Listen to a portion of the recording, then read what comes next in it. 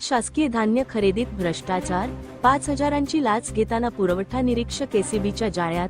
धुळे तालुक्यातील अंचाडे येथील एका शेतकऱ्याकडून 5,000 रुपयांची लाच स्वीकारताना धुळे तहसील कार्यालयाचा पुरवठा निरीक्षक तथा गोदाम व्यवस्थापक मनीष बागुल याला धुळे लाचलुचपत प्रतिबंधक विभागाने आज रंगेहात पकडले.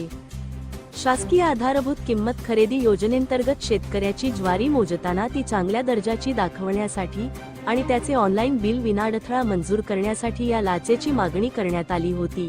लाचखोर अधिकाऱ्यावरील या धडक कारवाईमुळे महसूल आणि पुरवठा विभागात मोठी खळबळ उडाली असून या प्रकरणी धुळे शहर पोलीस ठाण्यात भ्रष्टाचार प्रतिबंधक कायद्यानुसार गुन्हा दाखल करण्यात आला आहे.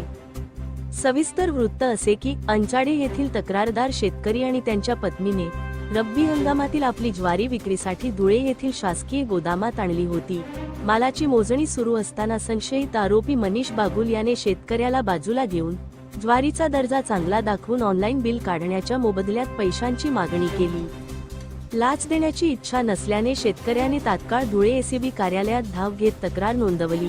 या तक्रारीची कायदेशीर पडताळणी केल्यानंतर एसीबीच्या पथकाने शासकीय गोदाम परिसरात अत्यंत गोपनीय पद्धतीने सापळा रचला. यावेळी पंचांसमक्ष 5,000 रुपयांची लाच स्वतः स्वीकारताना संशयित आरोपीला रंगेहात ताब्यात घेण्यात आले असून पुढील कायदेशीर तपास सुरू आहे. धुळे क्राईम न्यूजसाठी अब्दुल रहमान मलिक, धुळे.